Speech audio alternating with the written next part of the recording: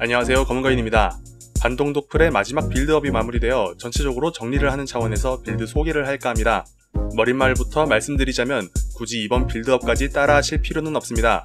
이전에 올린 2차 빌드업에서 커런시를 모아 다른 고점이 높은 빌드로 넘어가는 것이 매핑, 파밍에 있어 더 이득인 상황에서 굳이 커런시를 더 써가면서 올릴만한 메리트는 딱히 없다고 생각됩니다.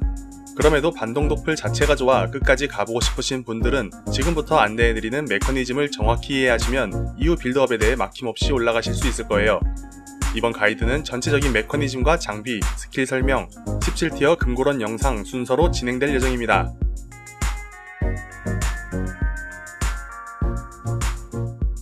기본적인 내용은 알고 계신다는 가정하에 심화적인 부분만 설명드리겠습니다. 이 내용은 모르셔도 인게임에서 전혀 지장이 없는 내용들입니다. 반동의 독성 혼합물은 아시다시피 투사체의 개수가 연쇄로 치환되는 자체 성능을 가지고 있습니다. 도플 한 개를 던졌을 때 최대 타격수는 이전 실험 영상에서 확인한 바로 POB상 최대 연쇄수에 2번을 더한 만큼 타격이 이루어집니다. 확인하는 방법은 모든 추가 투사체 모두를 제외하고 오로지 반동 도플만 장착했을 때 POB 최대 연쇄수는 2회로 인게임에서 던져보면 총 4번을 튀기는 것을 볼 수 있습니다.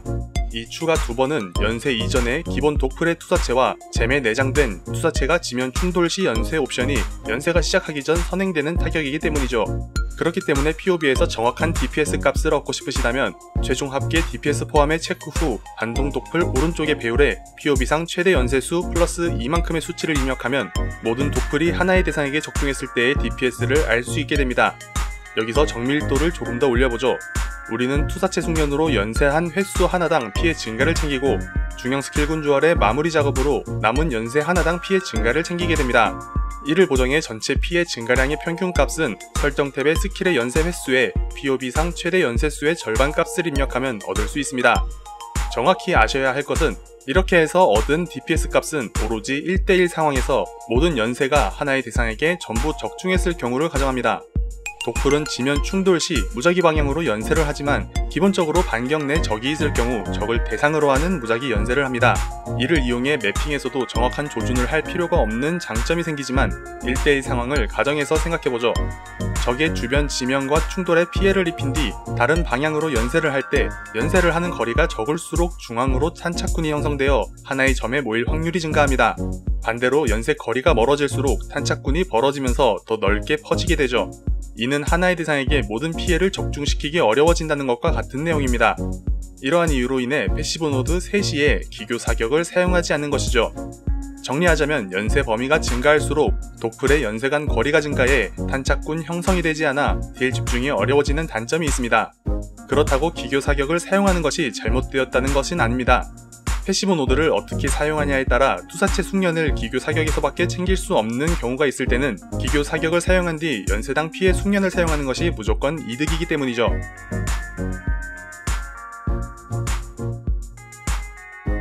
여기서 알아볼 것은 딜 스케일링과 탱킹 메커니즘의 변화입니다.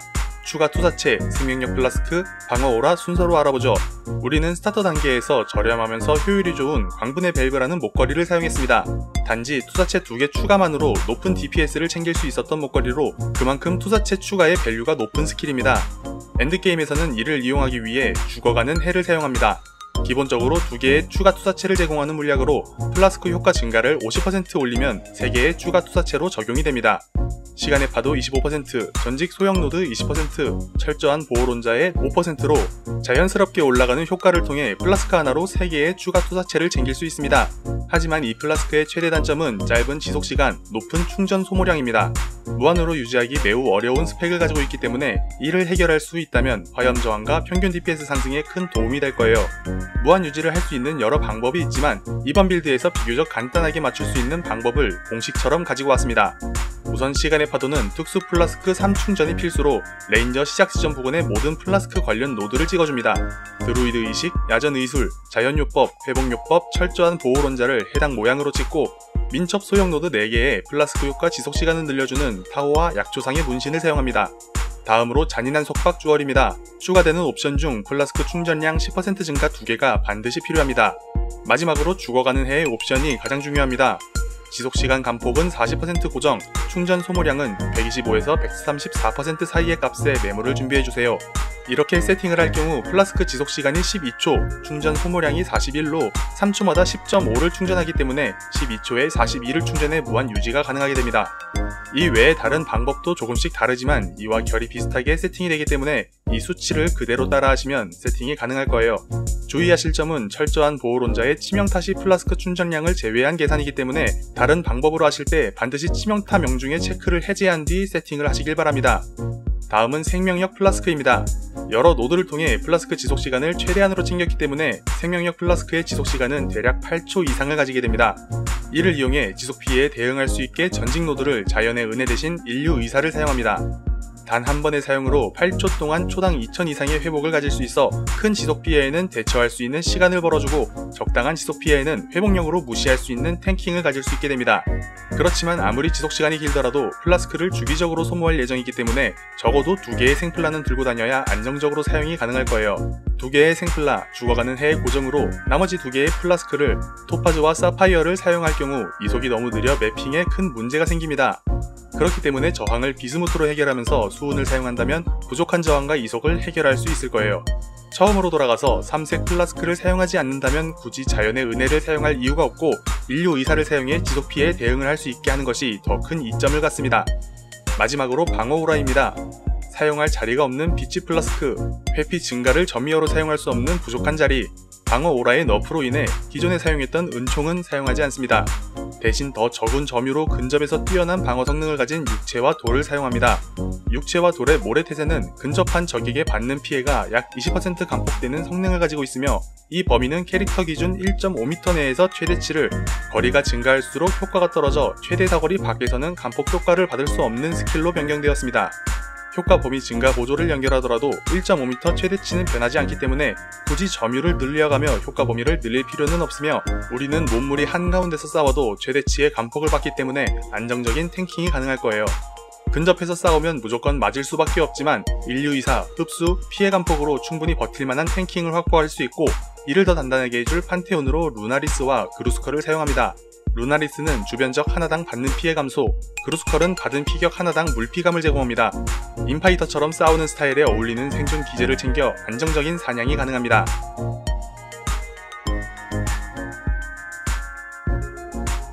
기존 2차 빌드업에서 대부분의 장비를 그대로 사용하지만 몇 가지 변경점 또한 있습니다. 순서대로 알아보도록 하죠.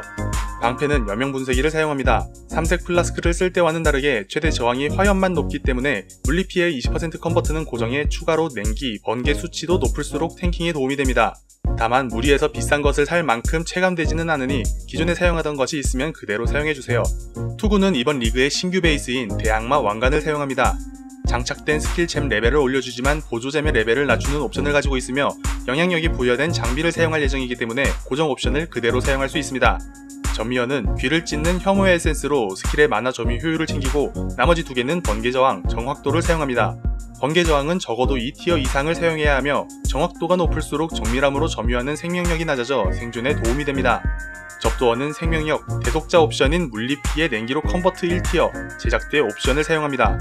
고양되지 않은 대속자 1티어 컨버트의 최대 수치는 15%로 점미어 작업이 끝난 뒤 접두어에 생명력만 있는 상태에서 대속자 액자를 발라 저격해줍니다. 실패했을 경우 전미고정 냉기 재련으로 확정으로 옵션을 볼 수 있으며 되도록 1티어를 사용해주세요. 갑옷은 번개 도선을 사용합니다. 타락 옵션으로 투사체 잼 레벨, 모든 잼 레벨, 효과 범위 잼 레벨이 유효합니다. 장갑은 아세나스의 부드러운 손길을 사용합니다. 장착된 잼 레벨이 타락된 것을 사용하면 계몽 보조가 3레벨이어도 충분합니다. 장화는 레어로 사용합니다. 전미어의 주문 억제 14%, 카오스 저항, 귀를 찢는 혐오의 에센스로 원소 상태 이상 긴급 회피를 30% 이상 사용하며 접두어의 이속, 생명력을 챙겨주세요. 총주교는 동작 속도, 보식자는 중독 피해 가속을 사용합니다. 목걸이는 영원한 투쟁을 사용합니다. 성유는 멸망의 속삭임으로 추가 저주를 챙기며 되도록 힘이 높은 매물을 사용하고 고정 속성의 총주교가 우세해야 15% 마무리 타격을 얻을 수 있습니다. 총주교 옵션에 지속 카오스 피해 배율 11% 이상이 매물 중 포식자 옵션의 상태 이상 지속시간 증가, 주문 억제 4% 이상을 사용합니다. 만약 목걸이에서 주문 억제를 챙기지 못한 경우 전체에서 6%가 빠지게 되는데 이 경우 민첩 소형 노드에 라마코 주술사의 문신을 3개 사용해 채워주세요. 반지는 그리움의 고리와 자수정 레어 반지를 사용합니다. 그리움의 고리는 카오스 피해, 카오스 저항을 사용하며 고정 옵션으로 카오스 피해, 중독 피해, 상태 이상 피해 등을 사용할 수 있습니다. 유독성 기폭제로 카오스 피해를 늘려 사용해주세요. 자수정 레어 반지에서는 전미어의 힘, 냉기, 번개 저항을 되도록 1티어로 사용하며 접두어의 높은 생명력과 비집중 만화 소모 감소를 크래프팅에 사용합니다. 번개 저항이 꽤 모자르니 되도록 번개 저항은 1티어를 유지하는 것이 좋습니다. 허리띠는 시간의 파도를 사용합니다. 생명력과 특수 모두 3충전인 것을 사용합니다. 다음으로 물약입니다. 신성한 생명력 플라스크 2개, 죽어가는 해, 비스무트, 수은 또는 은을 사용합니다. 생플라는 회복량 증가 수치와 퀄리티가 높은 것을 2개 사용하며 사용하는 플라스크 둘 다 높아야 독풀의 평균 피해량이 증가합니다. 죽어가는 해는 지속시간 40% 감폭 고정에 충전 소모량 125에서 134% 사이인 것을 20퀄리티로 사용합니다. 비스무트는 접두어 효과 25% 증가, 전미어 추가 원소 저항을 사용합니다. 매핑에서는 수은을 사용하고 보스전에서는 은을 사용하며 둘 다 접두의 효과 25% 증가, 전미어 기절 긴급 회피를 사용합니다. 은 플라스크는 퀄리티가 28% 이상, 접두어가 1티어로 지속시간 감소 수치가 낮을수록 100% 업타임에 가까워지기 때문에 제작이 까다롭습니다. 굳이 은은 사용하지 마시고 수은을 사용하셔서 빠른 매핑을 하시는 것이 좋습니다. 마지막으로 주얼입니다. 대형 스킬군 주얼은 카오스 피해 8구에 음울한관념, 불경한 은총, 변함없는 악을 사용합니다. 음울한관념은 사용하지 않는 노드입니다. 중형은 투사체 피해 4에서 5구의 마무리 작업, 연발을 사용합니다. 추가로 부족한 저항을 이 주얼의 전미어로 챙겨주면 좋습니다. 연발은 패시브 트리를 완성한 다음 마지막에 사용할 노드입니다. 적당한 레벨에서 멈춘다면 굳이 연발이 들어간 주얼을 구할 필요가 없습니다. 소형은 방어도 증가 2구에 지속되는 평정을 사용합니다. 비격시 인내 충전을 매 초마다 얻을 수 있는 옵션으로 생존에 꽤 큰 도움이 되는 옵션입니다. 마찬가지로 전미어에서 부족한 저항을 챙겨주세요. 유니크 주얼은 선대의 환영, 의미의 빛, 잔인한 속박, 감시자의 눈을 사용합니다. 잔인한 속박은 해당 반경 내 추가 옵션으로 반드시 플라스크 충전량 증가가 2개 이상 있어야 하며 감시자의 눈은 커런시가 부족할 경우 악의 지속 피해 배울 1옵션만 우선 사용하다가 나중에 천천히 바꾸셔도 좋습니다. 의미의 빛은 카오스 피해를 사용하며 해당 위치에서 130%가 넘는 카오스 피해를 챙길 수 있습니다.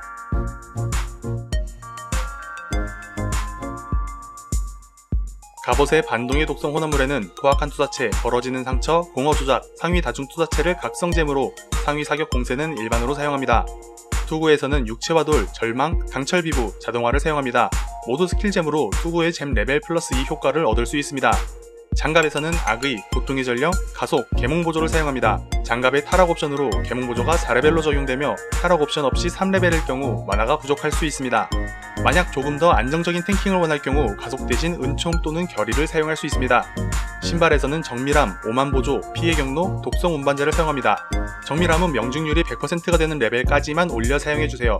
방패에서는 방패돌진, 공속 증가보조, 서리 전멸을 사용하는 것으로 마무리가 됩니다.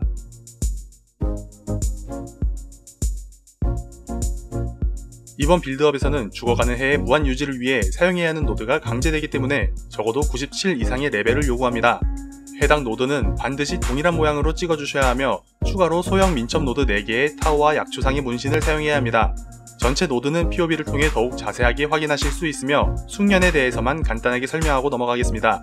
점유 숙련의 오라당 피해 증가는 사용하는 오라가 적어 효율이 좋지 않습니다. 생 만화 모두 점유 시 최대 저항 증가를 통해 안정성을 올려주세요. 흡수 숙련의 10% 즉시 흡수는 반드시 필수입니다. 만화 문제도 해결될 뿐더러 생명력 흡수로 더욱 안정적인 탱킹이 가능하게 됩니다.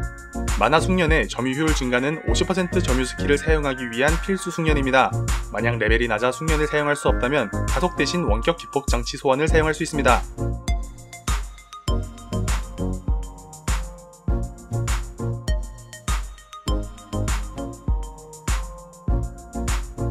지금까지 스타터 덕풀에서 엔드게임까지 빌드업의 종착점인 3차 빌드업에 대해 알아봤습니다. 다시 한번 말씀드리지만 굳이 3차까지 빌드업을 하실 필요가 없습니다. 가이드의 세팅으로는 오버보스에서 포탈 몇 개 사용하면 잡을 만큼의 최소한의 DPS가 보장되고 17티어에서는 나름 수월한 파밍이 가능합니다만 고점으로 갈수록 나사가 빠져 성능을 끌어올리기 어려워지는 문제점이 있습니다.